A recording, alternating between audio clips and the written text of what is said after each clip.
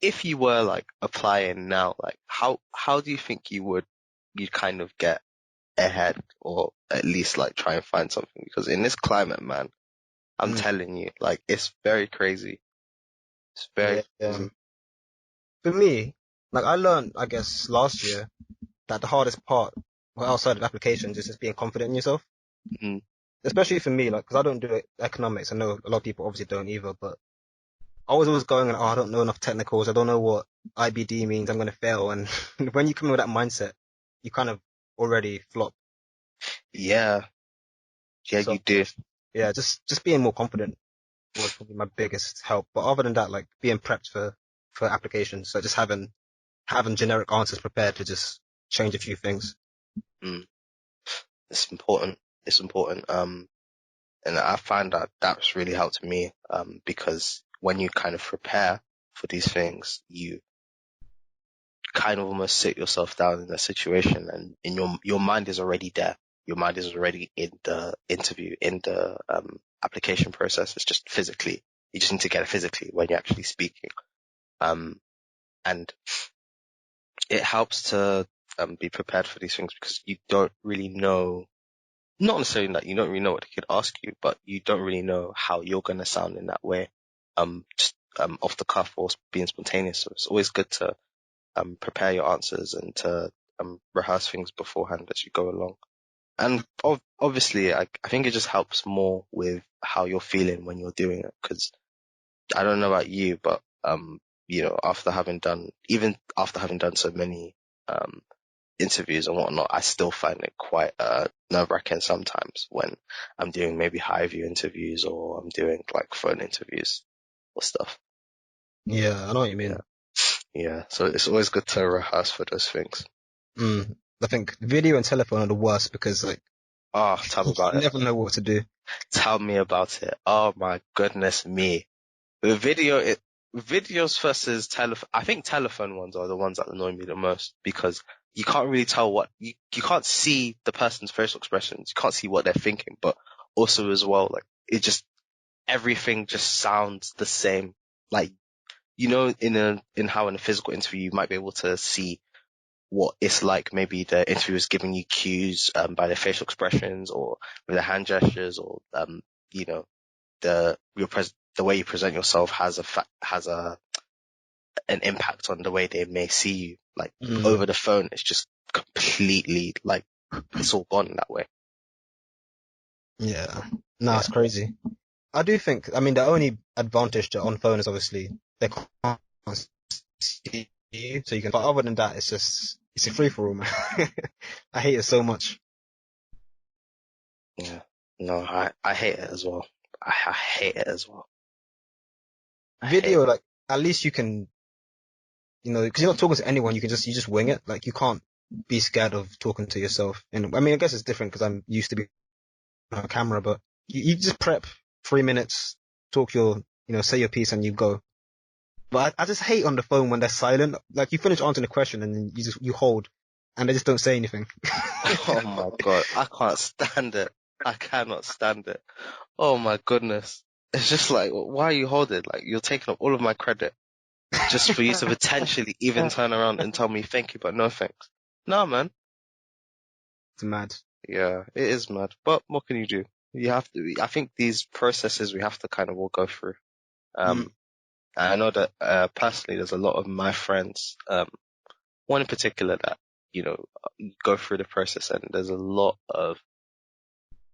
you get a lot of, okay, everyone else is doing quite well with these interviews and I'm just still here just really trying and I'm not really getting anywhere and I'm starting to feel a little bit resentful towards some of my other friends that may have roles and offers. But really and truly, I think it's a numbers game and it's really the law of averages. The more you do, and the more experience you have, eventually, like you create your own luck and you create your own breakthroughs. And it happens when you least expect it. That's the biggest thing that I've realized with it. Yeah, that's very true. Mm. I literally I applied to Bamwell first for these springs, and Mm. they got back to me last. Oh wow. Like I had like 20 rejections in the line. I'm like, you know what? It's too late. It was probably like late January as well, so I assumed it was over. And then early Feb, Bam will say, yeah, you got it. Oh, Just out of nowhere. amazing, amazing, amazing. Wow. Yeah, it really is like, you Yeah, never know when it's going to come through, but no, it usually does when you just keep plugging away. I think um as well, like you have to always, it's taught me as well. You have to always be on the go, always be on your toes, and just be ready for whatever comes, because you never know what's gonna come. Never know at all. literally, man. Would you Yeah. say you knew what you were doing when you started? When I start, nope, had no clue, no clue. I didn't. I just kind of was just like, okay, this looks cool. And then obviously, just as everyone else would, when they first start, it's like I have no idea about this. You feel dumb for a very long time. And then you actually, after some experience and after maybe going through some interviews or reading up on some job roles, like you actually know a little bit more about these things than you originally did. And that's always good, Mm. because it shows that you've learned something, shows you're getting somewhere. Um, and it shows that you can learn up about these things, and you can test yourself as well, when it comes to these roles. Yeah, yeah. Yeah. But It's- yeah. And I guess people always talk about like showing your interest, being passionate, all of these things. That's what really gets you the role, as opposed to like just being super smart. Oh, definitely, definitely, definitely. I think more times than not, that is what makes the employer say, yeah, we'd like to have you. We'd really like to have you.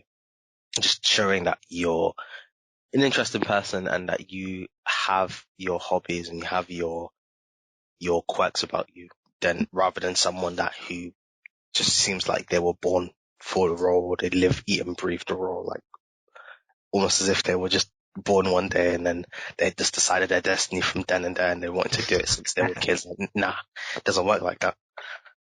Trust me. Yeah, Would you doesn't. say like, because people always say, you kind of know when you come out of the interview whether you have it or not. Would you say there was like a defining moment, a shoulders where you're just like, yeah, I've got it. Defining moment. I don't really, I can't really say if it was a defining moment looking back at it, because obviously I didn't know, but I Mm. did feel like it tipped the iceberg a little bit. Um, I mean, this was during the assessment center. As you'll know, you usually have like an assessment center for most jobs and financials, or most graduate schemes, before they may offer you the role. This was right at the end where we'd just gone through everything.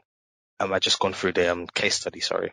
Um, and I was speaking with one of the guys that was there. And we we had a conversation, a longer conversation than I would have liked, but um, I think I could just tell that he was interested in me, and that I guess he liked me for who I was. Um, and that was different, as opposed to maybe I said something that would have really blown him away or showed good technical knowledge. I think it was more so that affinity that he had towards me, but also that affinity I had towards him. I think we connected, um, just about a lot of things, really, and just kind of showing that it just kind of showed him that, I was a person that I guess he could get along with more than anything. Um, Mm. and I wouldn't have known that beforehand, because going into the assessment center, um, I was just looking to kind of do as well as I could, but also just keep it chill and keep it simple, not do anything too crazy that would make myself out to seem like a know-it-all or show off. Um, but yeah, I think having that as well really helped me, because my interview beforehand, I wasn't really too sure if it went that well. Um, but then speaking to the guy, I think he just wanted to know as much about me as possible. In the weirdest way, I think he said to me that he could see himself, in me, because I was really, really lucky to have actually had him for the case study. He knows what it's like coming from the background I came from. you know, living, living in certain conditions and, um, not really having the same lifestyle that he would have had as some of his work colleagues. Um, so I think that he saw a lot of that in me, and that's why he, put me forward for the role. I don't know any other reason, but I think that affinity plays a really big part in it. Mm. Yeah. Yeah. No, I get that. Yeah.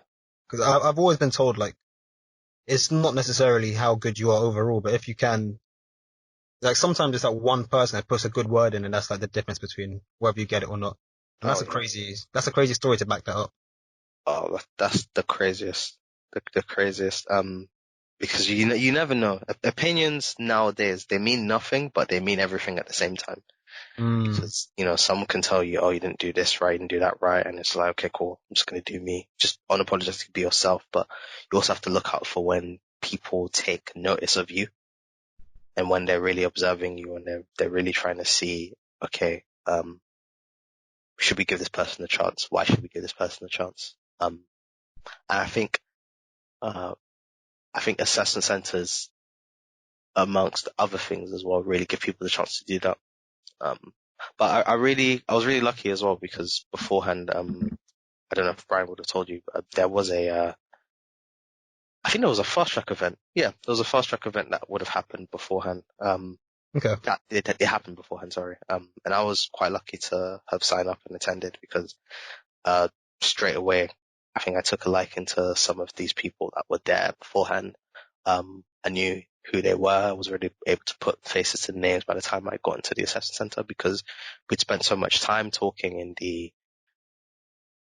in the fast track event, that we just knew each other straight away. And it seemed a lot more, uh, things seemed a lot more familiar. So I was quite lucky in that regard. Mm. That's good. I've got a lot of friends who say they went to like a fast track event or just even a regular networking event, and that was, making that one connection there just making it so much easier. Yeah, it does because I think when you're really in it, um, there will be, a lot of people, that, are cool that you can get on with that are in the candidate pool as you are. Um, but there's also going to be some people that, they'll be very focused and I think the social aspect of things won't really click in their heads. So, they're not really the type of person to maybe ask you how you're doing and whatnot. They'll just be very focused on trying to do as well as they can in their tasks and to try and essentially, beat you out of the role and get the role themselves. Mm. Yeah. So and that could be very daunting at times because I think you can just watch by people's body languages. Maybe it's just the things they're doing.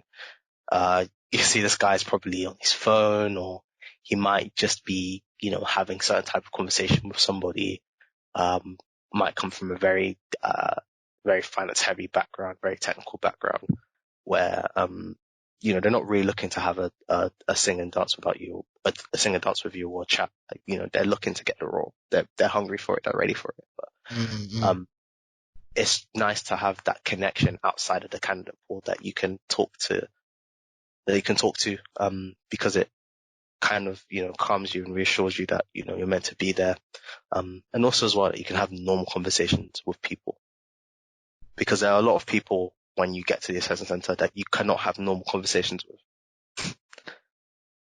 Yeah, Yeah. that's true. I Yeah.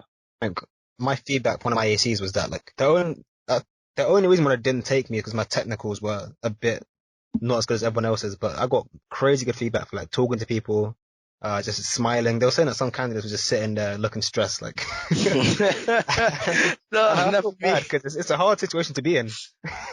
Never me, man. Never me. Never me. And it's crazy because, I'll be honest, I did used to be that person. I did used to be that person where it's just like, I want the role, I want to do this, I want to do that, this is what I want, this is what I want to do. And obviously I made sure that I had I'd try and make sure that I had good technicals. Not crazy good, but at least good technical knowledge. So that if they were going to ask me maybe about the share prices or ask me about, maybe certain assets and, what I would do, yeah, in certain situations, I would be ready for it. But I think sometimes as well. It depends what type of person you are, but for me anyway, I didn't really respond too well to that. Because I would feel sometimes maybe I'm overloading myself a little bit and I'm not really being who I am. Mm. And I find that I'm not like extra talkative, but I would say that I'm quite a sociable person. So it really helps me when I speak to people and get to know people. Um, I think that really helps more than anything. Rather than just being some loner or someone that's just going to sit in the corner by himself, just preparing his next answers. I feel sorry for people like that though. I really do. Trust me. Yeah. Just be honest.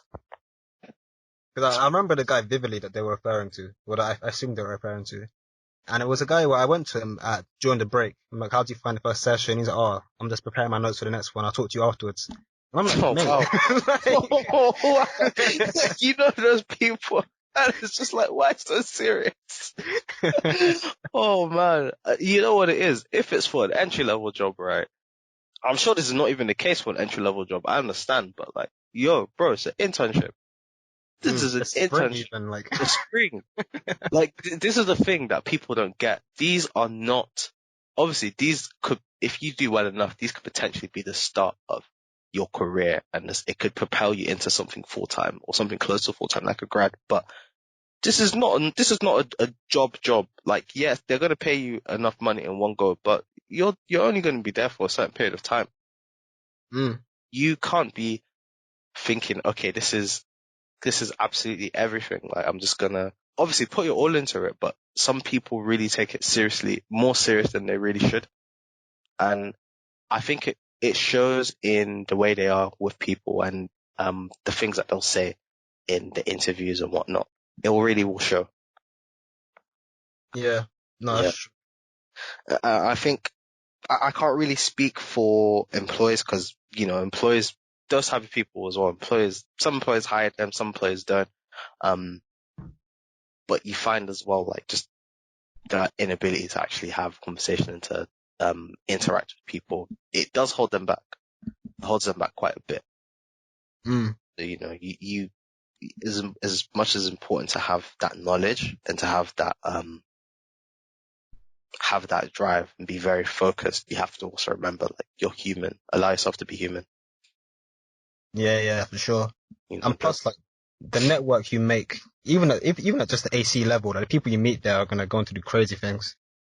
oh yeah, definitely.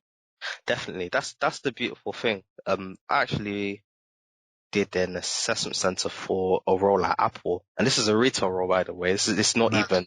It's not even like not even financial or anything like that. But you meet people from all different backgrounds, and like I know one person that was applying for the same role as me. He's a dancer for he he was part of a dance troupe that used to dance with big dance groups such as the Jabberwockies, um and you know, one other person that they did the podcast and they ended up getting featured uh on a big YouTuber's channel or big social media personality. I know someone that applied for a role that they're literally Instagram famous. Jeez. Yeah. So all of these people in the same assessment, it's like, it's crazy. Um, but you know that everyone there has the potential to do something great. That's Mm, something doesn't have to be the job role, but something great. yeah, for sure. And I Like, think, yeah, oh, go on. you know, yeah, I think it's really changed the way that I see assessment centers as a whole. Because before you would see it as a way to obviously do as well as you can and get the role, and that should be the main thing. But also as well, I think it's kind of a missed opportunity if you go to an assessment center and you don't meet somebody cool, or you don't meet someone that, um, you know, you could at least connect with in some way. Because I think you really miss out on that. Mm, yeah, for sure. And even if it's, I mean, I've always seen it before, like, the people I know and me myself as well, I'm very proactive. And obviously you, Brian, you lot are the same, but anyone that even applies for a job in the first place, you know, at some point, they've got some sort of drive that might not come to fruition right there, might not come to fruition in a year's time, but you know that some of these people are eventually going to do bits. And even going back to what we said before, like being able to talk to people, as like a minimum lesson you get from doing these ACs, that you get to talk to more people and learn how to communicate with like some mega rich guy that you might not ever see again, or like you said, a dancer or something. Or, yeah, the types of people you meet. Yeah, it's crazy, man. Yeah. You never know. You never know who you meet as well. You never know what type of person you actually cross paths with because, you know, that person could be the next big thing and they're right on your palms before they turn into that. So not to say you want a piece of that, but obviously you want to, learn as much as you can from them and even help them in some senses. Um, Mm, but even as well, like just if you're going somewhere and you find someone that you connect with, like it's a waste opportunity to not at least try and connect with them further, in my opinion. yeah, yeah. Every time I always speak with someone, and we really get on well. If they're not doing anything afterwards or we go our separate ways, we'll always try to, you know, give the usual, hey, add you on LinkedIn, or hey, I'll add you on WhatsApp or Snapchat or Instagram, or hey, if you're in town or if you're in London or ever, the following week or whenever you come here, like, hit me up and I'll do my best to meet up and whatnot, just to try my best to stay in contact and keep people in the loop, you know. Mm, But I also understand not everybody's like that, you know. But personally, anyway, I just think there's more you can do if you are. But